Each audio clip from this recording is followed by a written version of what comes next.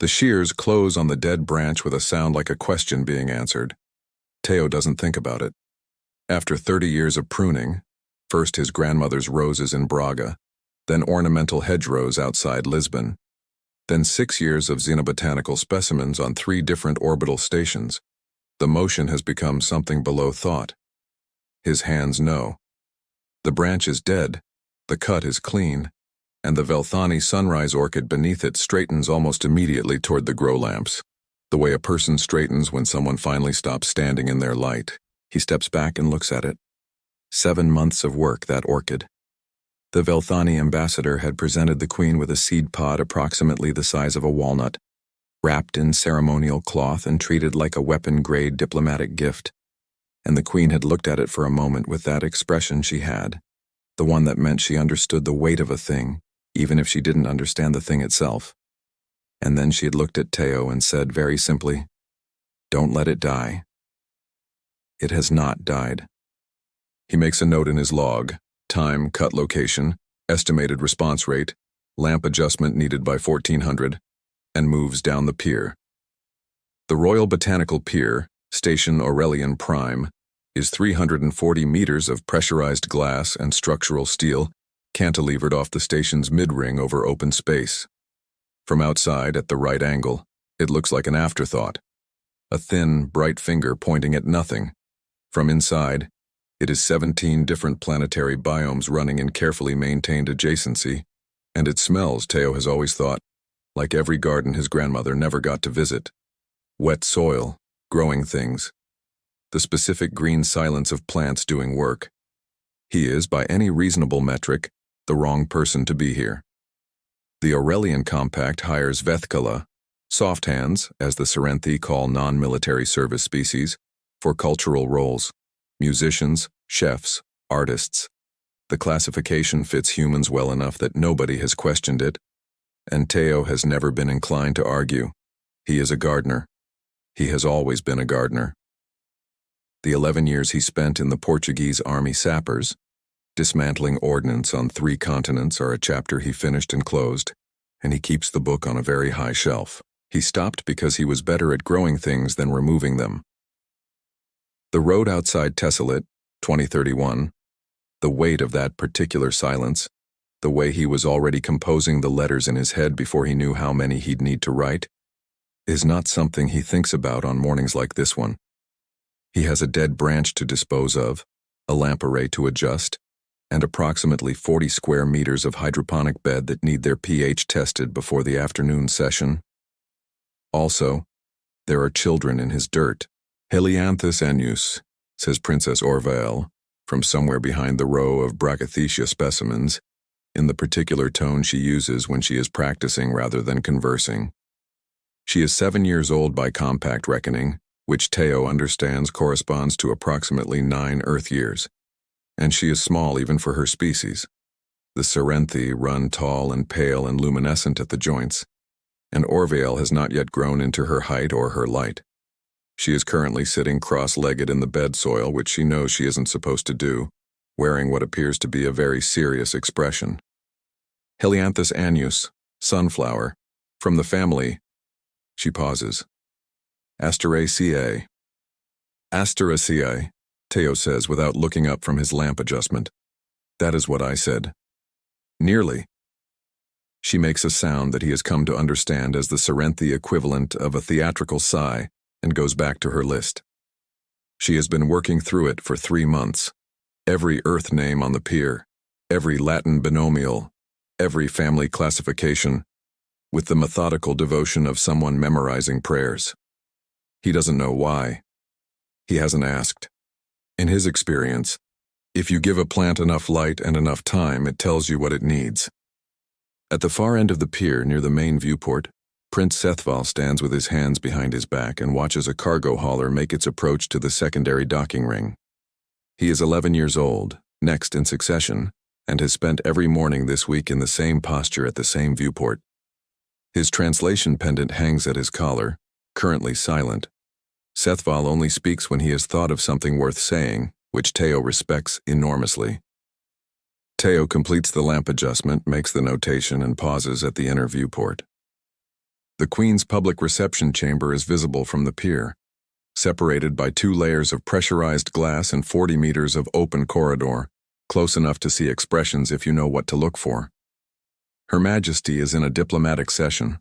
Teo can see 3 delegations arranged in the formal semicircle, can see the posture of each, can read the geometry of the room the way he reads a struggling plant, the angle of weight, the distribution of tension, the specific quality of stillness that means something is working very hard to look like it isn't. The Queen is working very hard. She stands at the center with her hands clasped and her shoulders level, and the particular quality of uprightness that you see in very old trees in late autumn, still holding everything, but you can count what the season has cost. She has been managing 3 potential secessions, 2 trade disputes, and a territorial claim that predates the Compact Charter by 400 years, and she has been doing it without sleep that Teo can observe, with a graciousness that he finds frankly exhausting to witness from a distance. He thinks with no sentiment at all the way you think about load-bearing walls. She's the reason this works. All of it. This pier, this station, these children in my dirt. He goes back to pruning. At 13 minutes past 11, the grow lamps flicker. Teo notices because he notices everything on this pier. He has worked it for 11 years. He knows which lamp on which array dims by 3% in cold cycles, knows which irrigation junction runs 0.02 of a bar low, knows the specific resonant frequency of the maintenance cart when its front left wheel needs greasing. The lamps do not flicker. He looks up. Through the inner viewport, the Queen's reception chamber has gone a specific shade of wrong. It takes him 3 seconds to understand what he's seeing. The shield membrane, the pressurized energy barrier that serves as the chamber's outer wall, is down. Not failing. Down. The delegation geometry has collapsed, which means the diplomatic session has collapsed, which means... And then the first Vreth boarding pod is through the gap, and he understands. The Vreth Dominion's intelligence dossier on humans is 4 pages long. 3 of them are about cuisine. The 4th, he will learn later, describes humans as non-combatant service fauna of limited threat potential, structurally fragile, and not recommended as priority targets. This assessment was compiled by their best analysts. It is completely correct. Through 2 layers of pressurized glass, he watches the chamber fill with Vreth soldiers, chitinous fast, moving in the coordinated overlap of distributed hive mind, and he watches the Queen's Guard respond, and he watches, with the clarity that comes from distance and glass and nothing you can do about it, the Guard go down. The Queen stands. She does not run. She does not call out. She turns in the chamber with the systematic patience of someone who has spent a lifetime finding the one thing in any room that actually matters, and she scans, and she finds the viewport, and through 40 meters and 2 layers of pressurized glass, she finds Teo's face. She looks at her children. She looks at him. She does not wave for help. She does not gesture. She nods. Once, the way you nod to someone you trust to finish a job you had to leave. And then a structural support panel in the chamber ceiling fails under something's weight, and the chamber fills with smoke and debris, and Teo can't see anything anymore. He is already moving. He does not run toward the station entrance. His first move is the blast door lever, the manual override mounted in a recessed panel beside the orchid wall that exists on no digital schematic, because he installed it himself 3 years ago, after a pressure anomaly taught him that automated systems have a 7-second response lag that he found professionally unacceptable. He pulls it. The station-side blast door seals with a sound like a coffin closing, which he notes without particular feeling. He runs to the children. Under the bench, he says in the voice he used once on a road outside Tesselit to keep 6 men from making a decision that would have killed all of them. Behind the brachythesia. Do not come out until I tell you. Orville looks at him. She is 7 years old, and she has been reading his face for 3 months, and she is reading it now. And whatever she finds there, she takes Sethval's arm and pulls him with her into the shadow of the broad-leafed specimens. The brachythecia are thermally opaque. He'd noted it as a useful property for managing temperature differentials across biome zones. It is also, as it turns out, useful for hiding the biological signatures of 2 small Serenthi royal children from a Vreth threat assessment sweep. He takes Sethval's translation pendant. He clips it to his own collar. He says to the space under the bench, "I'm going to make some noise." Then he goes to the storage locker. The irrigation lines on the Royal Botanical Pier run at 12 bar.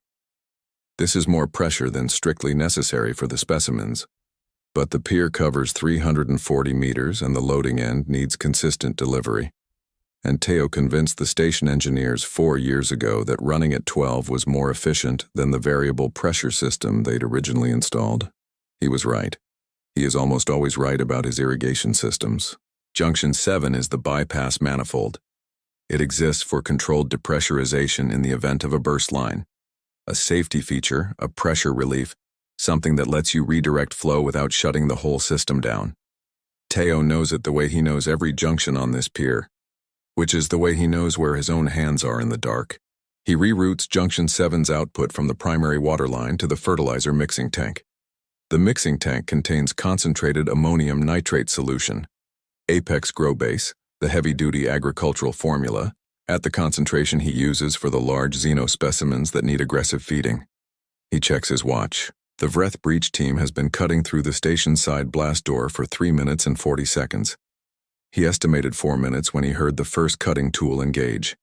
He gives it another 20 seconds, positions himself at the forward intake manifold, which now has 12 bars of concentrated ammonium nitrate solution behind it, and waits.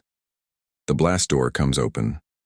Vreth scouts, 3 of them, chitinous, fast, spreading into the pier in the coordinated fan pattern that their distributed intelligence produces automatically, step through the gap at 12 meters range. Teo opens the manifold. Ammonium nitrate at 12 bar at face height in a 3-meter spread. It does not kill them. He did not design it to.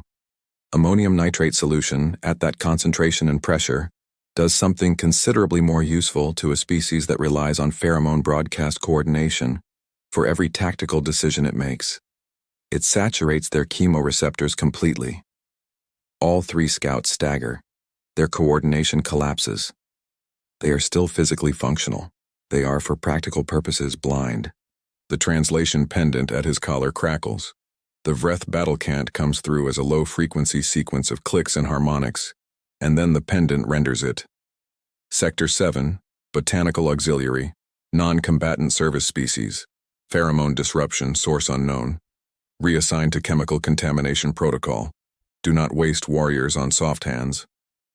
Teo is already moving. He goes in through the access panel behind the orchid wall. The maintenance crawl space 60 centimeters wide, running the full 340 meters along the structural spine of the pier. He has used it twice a year for 11 years to inspect the heating conduits. He knows every centimeter of it. He knows the crossbeam at meter 43 that catches you across the shoulders if you forget to duck, knows the junction at meter 112 where the conduit runs hot in winter cycles, knows the secondary access panel at meter 207 that he installed himself because the main aisle is always blocked by specimen transport carts during the growing season. He takes the Felco Model 7 pruning shears, left-hand model because his right hand is dominant and his left hand is what he uses to brace. A grafting knife, 2 loose propane connector fittings he pulls from the heating unit rack, his worn leather work gloves and the key to the chemical cabinet. He goes in. In the crawl space it is dark and very close, and he can hear the Vreth moving through the pier above him in the particular way you hear a thing through metal. Vibration more than sound. The distributed weight of coordinated movement translated into the steel beneath his hands. He counts. He catalogs. He has been in tighter spaces than this. There was a culvert outside N'Djamena, his second deployment, where he spent 4 hours on his stomach not moving. He has never mentioned it to anyone. It seems relevant now. The chemical cabinet is behind a secondary access panel at meter 207. He installed the panel himself on a Tuesday 3 years ago, for reasons that were entirely logistical and had nothing to do with what he's doing now. He unlocks the cabinet from inside the crawlspace wall, extracts the single container of AgriBalance Pro, 5 liters, 98% sulfuric acid, pH correction concentrate, the industrial formula for adjusting heavily alkaline soil that he uses approximately twice a year, and keeps because you never know, and considers the grow lamp rail junction directly above the mid-pier section. The rail junction is exposed metal. It is insulated by a polymer sheathing that is, under normal circumstances, extremely robust. Under concentrated sulfuric acid, at 98%, it is somewhat less robust. He applies the acid to the sheathing junction, carefully, through a gap in the crawlspace grating and begins counting plant names. He uses the Serenthi names. Orville taught them to him last week, sitting in the hydroponic bed with her list, saying each one twice while he repeated it. Her version, then his corrected version, until they had gone through all 47 species she'd catalogued. He runs through them now in the order she taught him, one per approximately 2 seconds, which gives him the 90 seconds he needs. Viel sol, the morning flower, Taitha mari, the deep-root vine, Orvonia stellata, named for the royal line. She'd said it with a particular careful pride. At 43 names, the polymer sheathing fails. The grow lamp rail carries 480 volts through an exposed arc point, directly above the mid-pier section where 4 Vreth soldiers have spread across the metal deck grating in a search pattern. Exoskeletons, it turns out, are excellent conductors. The arc lasts approximately 3 seconds. Teo does not watch it. He is already moving back through the crawl space, and the translation pendant at his collar crackles twice before he can make out words. Forward search unit is non-responsive. Chemical and electrical anomalies in botanical sector. Requesting clarification. Are soft hands capable of deliberate infrastructure sabotage? Tactical AI returning no threat classification for species designation veth-kala. Teo finds he has nothing to say to this, as the maintenance cart is on its rail at meter 60, where he left it 2 days ago after moving a shipment of Velthani substrate medium. He reaches the drive panel through the crawlspace access port at meter 55. A panel he has accessed 40 times in 11 years, a panel he can operate by feel, and takes 30 seconds to configure it. The cart weighs 800 kilograms loaded. It is currently carrying 3 bags of Apex Grow-Base ammonium nitrate, 80 kilograms each, and one of the ThermoGrow propane heating units that he has, carefully, with the practiced ease of someone who spent 11 years identifying things that would explode before they exploded, cracked the connector fitting. Not open, not lit, just venting. Slowly. He sets the cart to maximum speed on the rail toward the station side entrance. He engages the drive, 35 kilometers per hour, 800 kilograms. The Vreth squad at the station side entrance. He counts 6 from the vibration pattern in the rail, though he can only confirm 5 from the pheromone signal register on the pendant, has been holding position at the breach for 14 minutes, maintaining the gap, waiting for the forward units to clear the pier. The cart does not need the propane. The impact alone is sufficient. The breach frame, the temporary structure the Vreth used to prop the blast door open, collapses under 800 kilograms at 35 kilometers per hour. The door re-engages. The seal locks. The pier is isolated again. The pendant crackles. This transmission takes longer. There is a quality to the rhythm of the clicks, even before translation, that he has learned to read in the 7 minutes he has been wearing it. This rhythm sounds different from the first 2. Something is killing us in the garden. Command, we need clarification on species threat assessment. Veth-kala is listed as non-combatant. The veth-kala in Sector 7 is not behaving as non-combatant. It is behaving as the transmission cuts. He is at meter 260, making his way back through the crawl space toward the far end, when the structural spine shifts. He does not know about the secondary charge. The Vreth used it to collapse a service corridor junction at the pier's structural midpoint, standard breach protocol, sealing off a potential escape route, and he had not heard it over the ambient noise of the arc event. He finds out about it the way you find out about most things in crawl spaces, at close range and without warning. The fractured support strut drops through the crawl space ceiling at meter 263 and opens his left shoulder to the bone. He can feel the collarbone. He knows exactly what that feels like. He felt it once before on a road outside Tessalit in 2031, and he remembers, with very clear specificity, thinking at the time that the interesting thing about serious injury is that for the first 30 seconds it doesn't hurt at all. It just feels like information. The body reports, something structural has been compromised. Stand by for assessment. He assesses. Left collarbone, compound fracture, displaced. Significant soft tissue damage to the shoulder. Blood loss he can estimate from the warmth spreading across his left side as significant but not yet critical. He has, based on his understanding of how his own body responds to trauma, and he has more data on this subject than he would prefer, approximately 20 minutes before the noradrenaline cascade that is currently suppressing his ascending pain signals begins to exhaust its endogenous opioid reservoir, after which this is going to become substantially more difficult. The fused fingers on his left hand, which ache every day in the Pier's humidity, have gone completely quiet. He will think about why later. He pulls a length of irrigation tubing from the conduit run along the crawlspace wall, wraps it around the shoulder with his right hand, bites the end to apply compression and ties it off against a pipe fitting. It is not a dressing. It is a delay. It buys him what he needs. He keeps moving. 20 minutes. Finish the work. The pendant has been registering pheromone signals for the last 4 minutes from the far end of the pier. The translation matrix was not designed to interpret pure pheromone cant.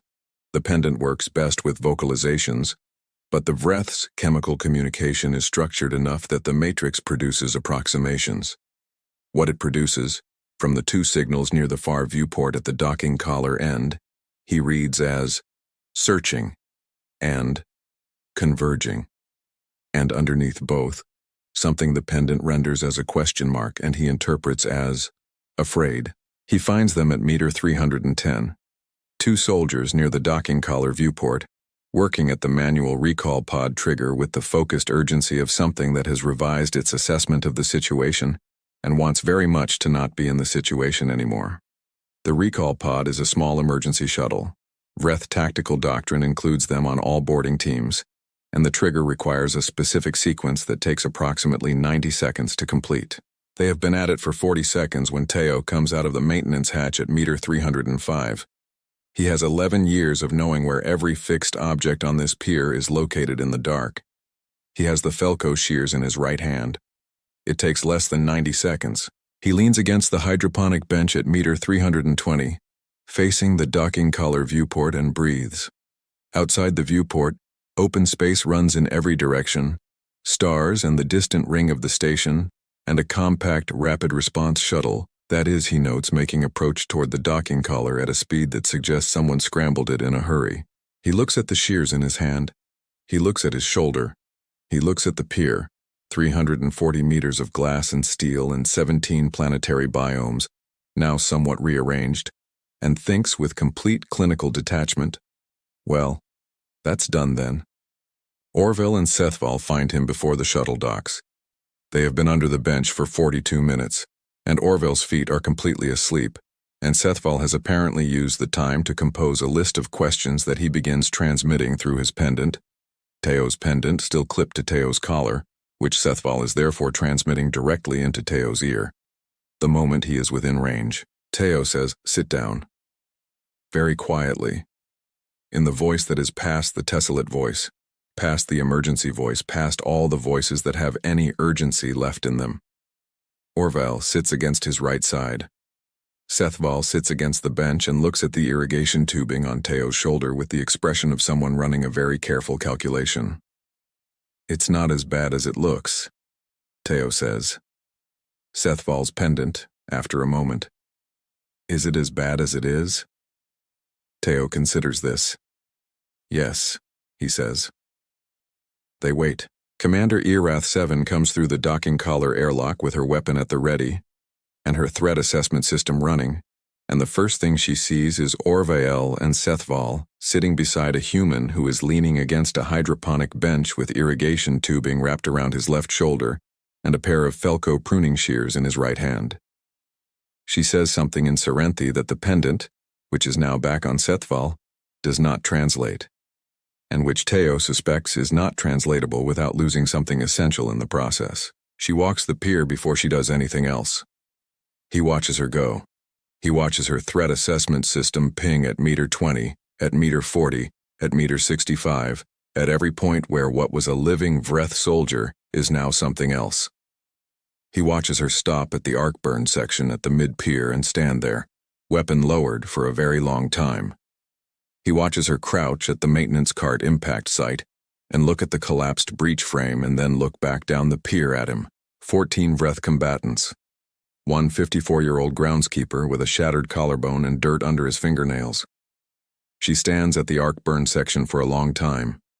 The field medic comes through next. Varas, a Threnish bio-specialist, who assesses Teo's shoulder with the focused speed of someone who has been in a lot of bad situations and is in a less bad one than they expected. He works quickly and well. He dictates field notes as he works, which Teo finds faintly absurd, but does not object to. Subject is conscious despite blood loss estimated at 31%. Collarbone fracture, compound, displaced, showing no behavioral impairment consistent with injury severity. Endorphin and adrenaline markers at 4.2 times standard Serenthi combat stress baseline. Soft tissue damage to left shoulder, extensive. Subject's response when asked if he is in pain. The medic pauses. Asks. Teo shakes his head. Negative. Subject's response when asked if he can continue standing. Also negative, but only because... Another pause, slightly longer. And I am quoting, "The floor is fine." The medic looks at him with an expression that does not translate either. Orvale is still holding his right hand. He looks at her. He looks at Sethval, who is watching him with the total scientific absorption of someone who has been watching him for a week and has just observed something his model did not predict. He looks at the pier, the grow lamps still running, the specimens still in their biome zones, the Velthani sunrise orchid at meter 12 that has, he notices, remained perfectly oriented toward its light through everything that has happened. He says very quietly, to no one in particular, "The helianthus needs watering." Then he's out. He wakes 9 days later in the compact medical facility on Station Aurellian Prime's upper ring. The first thing he notices is the plant on the windowsill. It is an Orvonia stellata, one of the Serenthi royal specimens, pot-grown, in a clay container that is slightly too small for it, which will stress its root development if not corrected soon. Someone has made a label for it in handwritten block letters. He reads it from across the room because his distance vision has always been good. The label says helianthus. It is not a helianthus. An Orvonia stellata is nothing like a helianthus. Orvale has been mispronouncing helianthus since the second week she started her list. Always slightly wrong in exactly the same way, and he corrects her every time because she loves the way the correct version sounds, and she will keep mispronouncing it until she thinks the lesson is complete. The label on the pot is spelled wrong on purpose. He lies in the medical bed for a while with a compact brace immobilizing his left arm and a set of field repairs on his shoulder that he is told are excellent work given the circumstances. And he looks at the wrong label on the small pot that is too small for its plant, and he does not cry. He thinks about pruning. He thinks about the queen in the window in late autumn, still holding. He thinks that some things root where you put them, and some things you have to put somewhere better. On the 11th day, Vreth envoy Vreth Castle files a formal grievance with the Compact Emergency Assembly. The argument is precise. Teo will give him that. A non-combatant service species, classified veth-kala under Compact Treaty Protocol, designated non-military, not registered in any threat assessment framework, has engaged in lethal force against Dominion military personnel operating under lawful engagement parameters. The kills are legally irregular. The treaty is clear. The human must be remanded for processing. 3 compact species indicate they may support the motion. They are, Teo understands, doing the calculation every compact species is now doing. With the queen dead, the compact is already fracturing. Aligning against the Dominion over a gardener is a position that requires confidence in the compact's future, and none of them have that confidence right now. The assembly is convened. Teo discharges himself from the medical facility that morning against the expressed wishes of 3 separate physicians, which he notes and ignores, because he has a peer to assess and 2 children who have been sending him pendant messages every morning asking when he is coming back. He walks into the assembly chamber in his work clothes. This is not a statement. He does not have other clothes on the station. He had packed light, as he always packs light, because you learn to do that after a certain number of deployments, and nobody thought to bring him anything. And he did not think to ask because the pier is more important than what he's wearing to a political hearing. His jacket is clean. Someone washed it while he was in medical. His left shoulder is immobilized in the compact brace and the jacket sits wrong because of it. And the shoulder seam on the left side carries a stain that cleaning has not entirely removed. He moves into the chamber the way he moves through the pier after a bad storm. Careful, cataloging damage, conserving energy. The assembled delegates watch him cross the floor. There are 43 of them, 11 species, and the room has a quality that he recognizes from a different context. The specific alertness of people who have updated their models and are not sure yet what to do about it. He sits where they direct him. He looks at Vreth-kala. The assembly moderator asks him 3 questions. Can you describe your professional role aboard Station Aurellian Prime? I'm a gardener, he says. Can you describe your decision to engage the Dominion boarding team? She looked at me and then at the children, he says. That seemed like enough instruction. Can you describe the methods you employed? I used what was there, he says. That's the job. The chamber is quiet. He has noticed that when he speaks in rooms like this, the quiet afterward is longer than the speaking, which he finds efficient. Sethval's pendant, from the observer gallery where the prince has been granted a seat as acting heir to the collapsed succession, routes to the main floor speaker by what is apparently an accident of frequency alignment, and the entire assembly hears. He told me once that you grow things by putting them where they have what they need.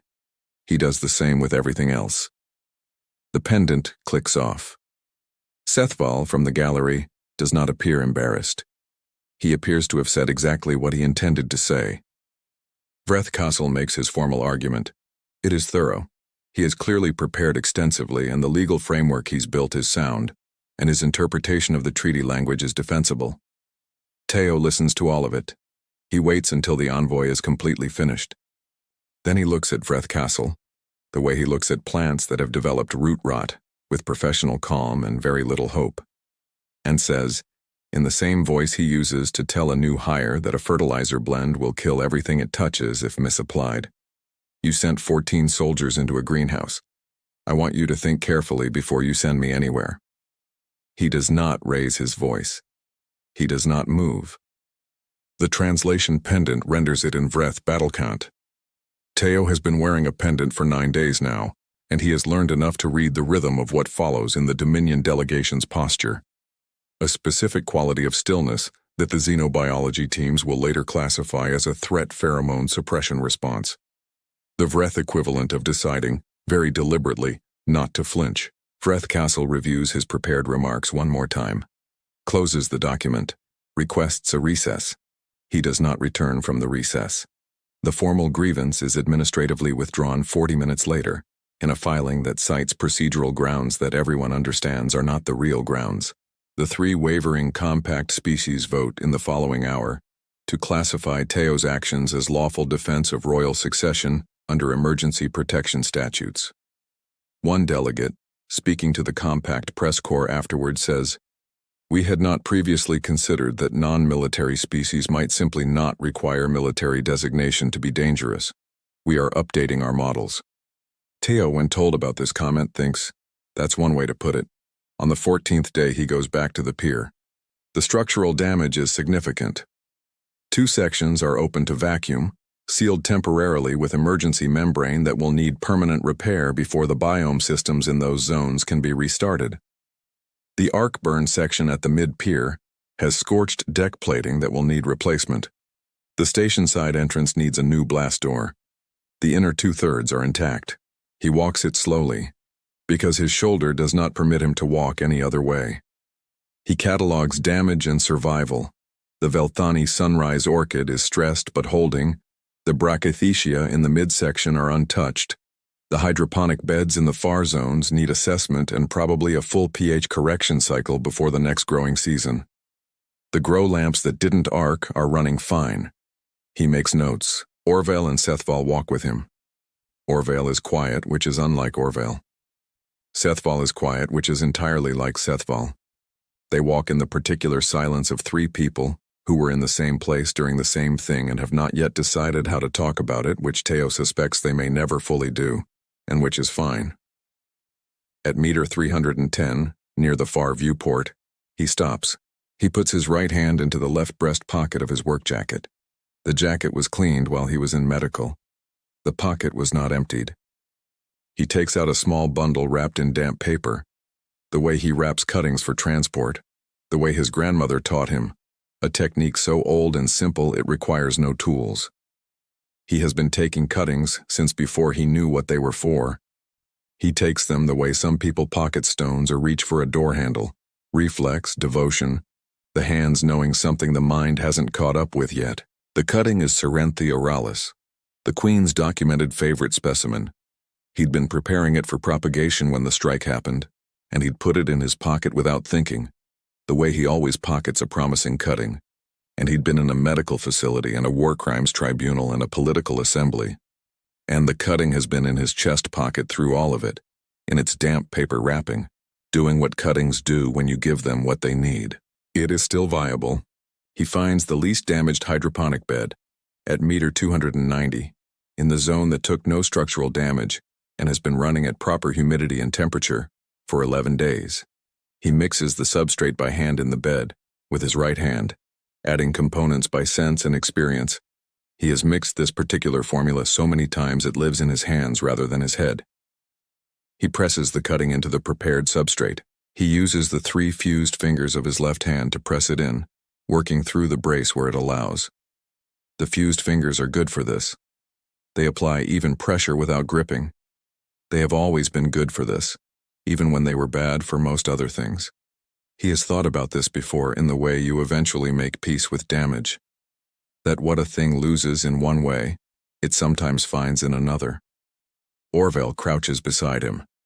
She watches with total scientific attention, the same attention she gives everything on the pier, the same attention she has given him since the first week when she decided he was worth studying.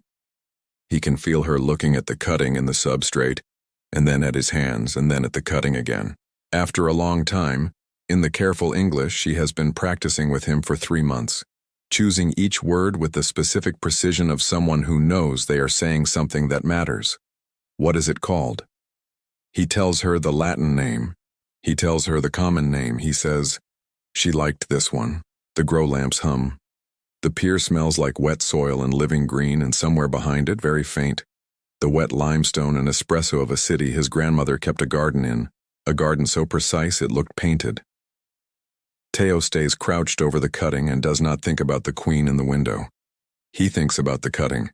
He thinks about what it needs, and whether it has it, and what he will adjust if it doesn't.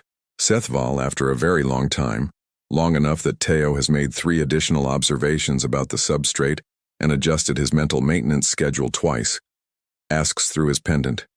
It is the first question he has asked in 11 days.